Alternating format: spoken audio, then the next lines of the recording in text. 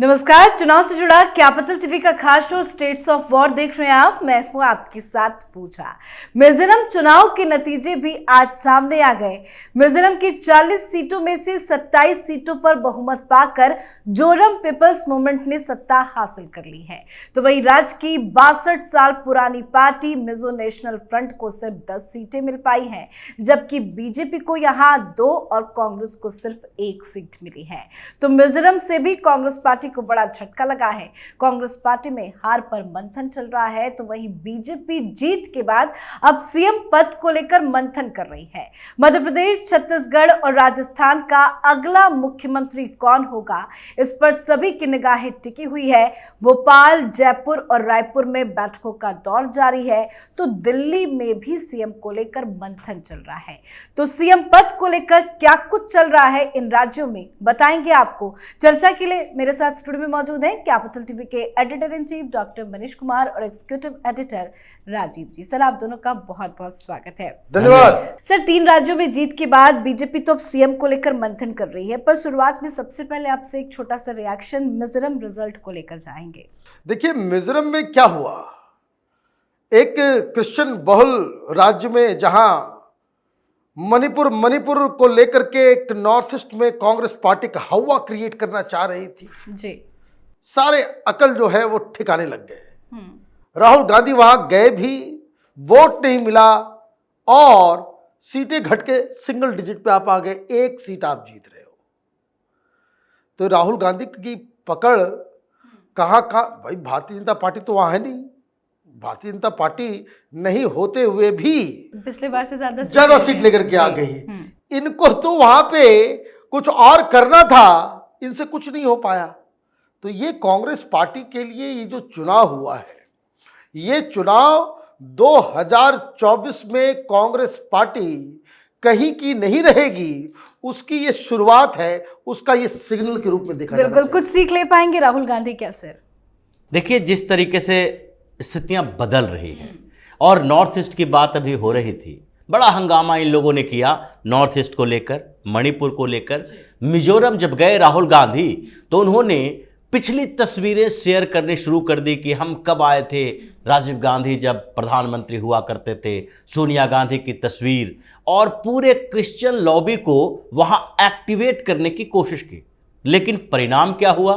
परिणाम सामने है, 1 सीट पर कांग्रेस सिमट गई। अब सिर्फ मिजोरम की बात नहीं है, मणिपुर में भी कांग्रेस की वही स्थिति है। और नॉर्थ ईस्ट के सारे राज्यों में देखें, जितने 8 राज्यों में कांग्रेस की स्थिति क्या है, पूरी की पूरी कांग्रेस पार्टी वहां खत्म हो चुकी है। जो जो नई पार्टियां बन रही है उसके नेता कभी कांग्रेसी हुआ करते थे, लेकिन एक भी बड़ा नेता कांग्रेस का नॉर्थ ईस्ट में नहीं है। और यही वजह है कि 25 लोकसभा की सीटों में से एक भी सीट कांग्रेस के पास नहीं है नॉर्थ ईस्ट में, नॉर्थ इंडिया में भी सिमट रही है। अब इनकी नज़र केवल केरल, तमिलनाडु जैसे राज्यों पर है, जहां भारतीय जनता पार्टी ने अगली तैयारी कर ली है, टारगेट बना लिया है कि नॉर्थ इंडिया से तो लगभग कांग्रेस का सफाया हो चुका है।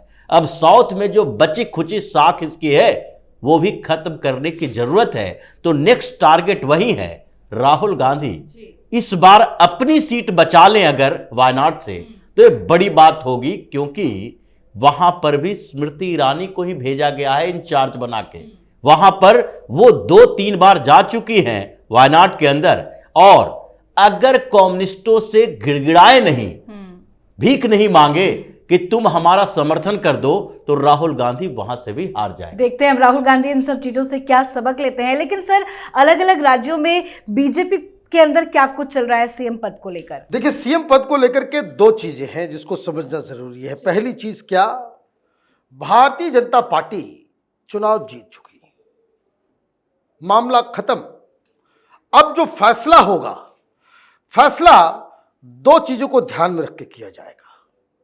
पहली चीज ये कि वो कौन व्यक्ति होगा जिससे हम 2024 के लोकसभा चुनाव में, जिसकी वजह से हमें यहां पे सारी सीटें बिल्कुल सुनिश्चित, टोटल सीटें हमारे पास आ जाए, जैसे पिछले चुनाव में आया है। एक मतलब वैसे व्यक्ति जिससे 2024 का चुनाव भारतीय जनता पार्टी के पाले में आए, वो एक कंसिडरेशन है। दूसरी चीज, जो दूसरा कंसिडरेशन है वो ये है कि एक लीडरशिप तीनों राज्यों में, चाहे छत्तीसगढ़ में रमन सिंह हो, शिवराज सिंह चौहान हो, वसुंधरा हो, 20 साल, एक जनरेशन बहुत लंबा समय होता है, उनको हटा करके कोई नए व्यक्ति को लाया जाए।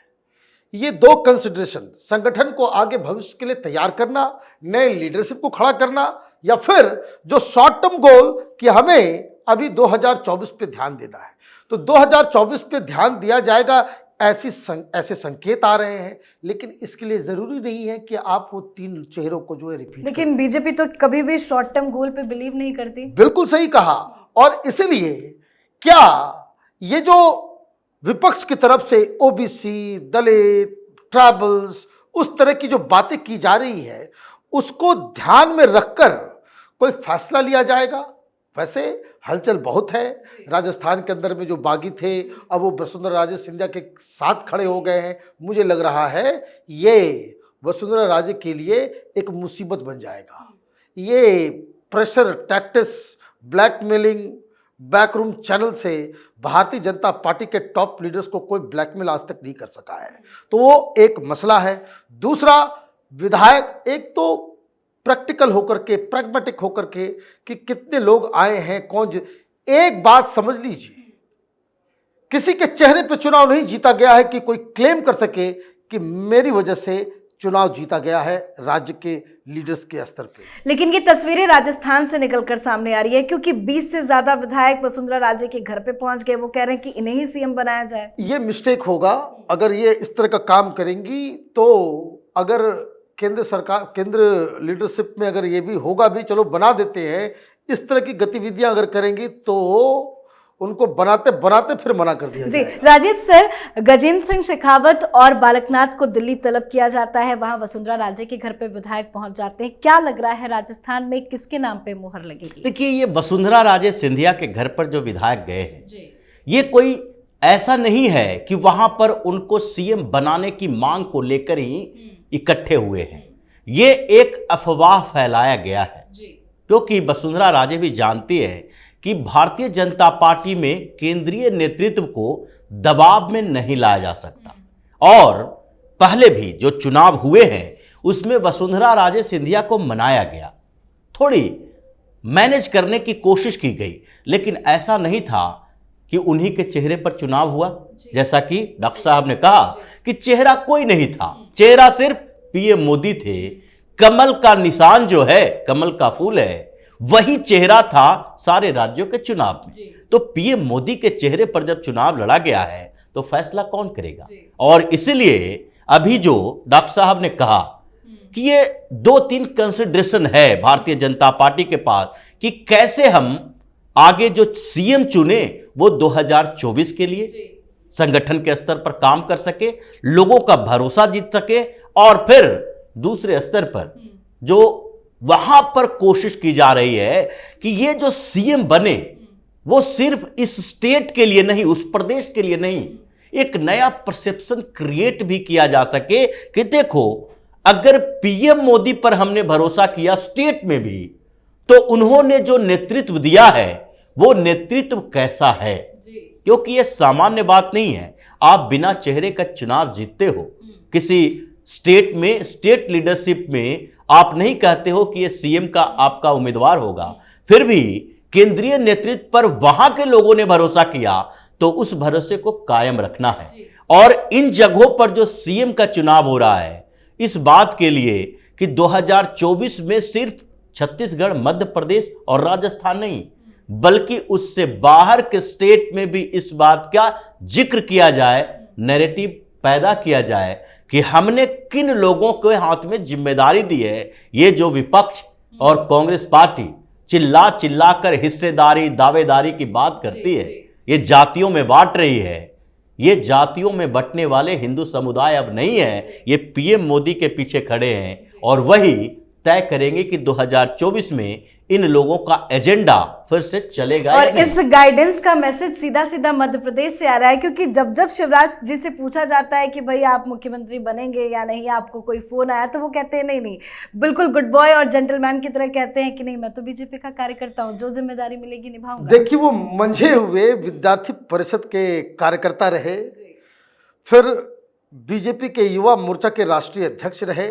संगठन से इनका बहुत पुराना रिश्ता नाता है। तो जो आप संगठन के लिए काम करते रहते हैं तो आपकी वो ट्रेनिंग हो जाती है। कोई भी व्यक्ति ये नहीं कह सकता भारतीय जनता पार्टी के अंदर कि मेरा इस कुर्सी पे कोई अधिकार है।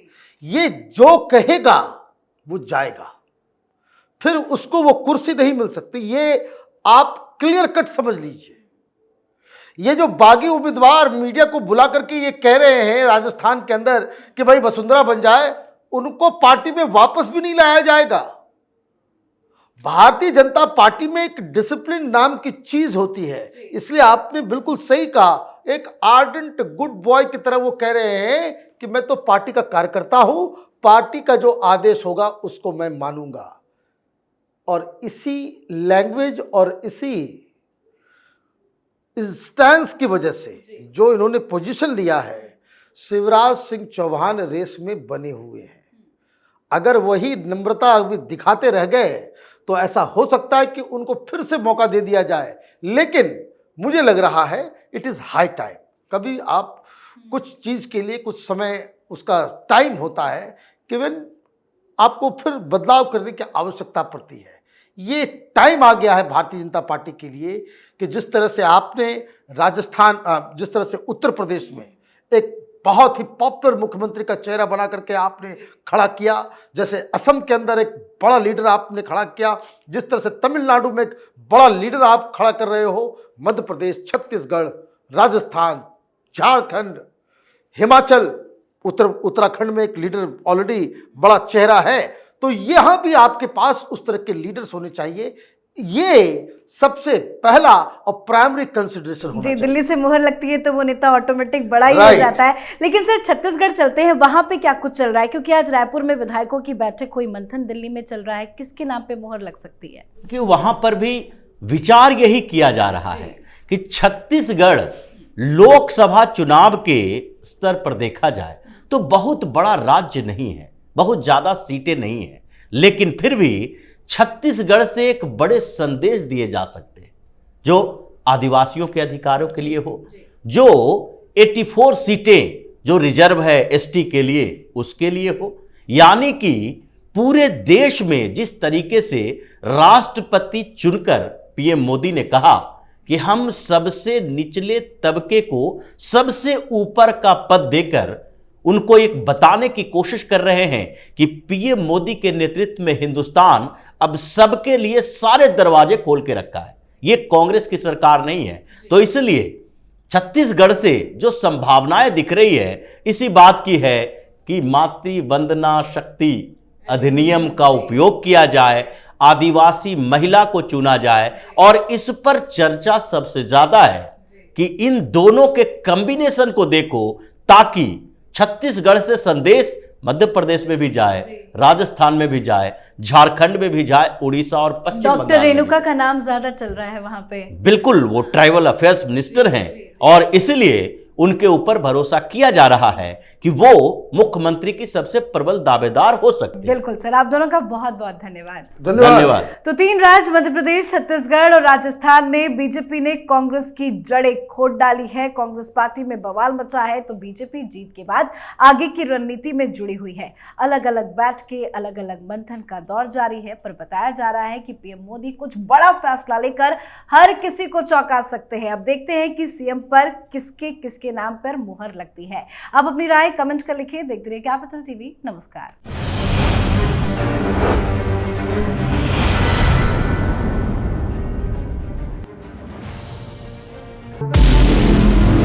हमारे व्रत, हमारी परीक्षा, लक्ष्य तक पहुंचने की हमारी संयमित प्रतीक्षा। हमारे छठ से और हमारे हट से पूरी दुनिया वाकिफ है। हमें विकल्प पर नहीं, अपने दृढ़ संकल्प पर अटूट विश्वास है, क्योंकि हार हम मानेंगे नहीं और विपरीत परिस्थितियों पर प्रहार हम छोड़ेंगे नहीं जब तक हमारी जीत सुनिश्चित नहीं हो जाती, क्योंकि हम बिहार से हैं। कैपिटल टीवी पर मैं अमित प्रकाश लेकर आ रहा हूं बिहार पर एक ब्रांड न्यू स्पेशल शो, हम बिहार से हैं।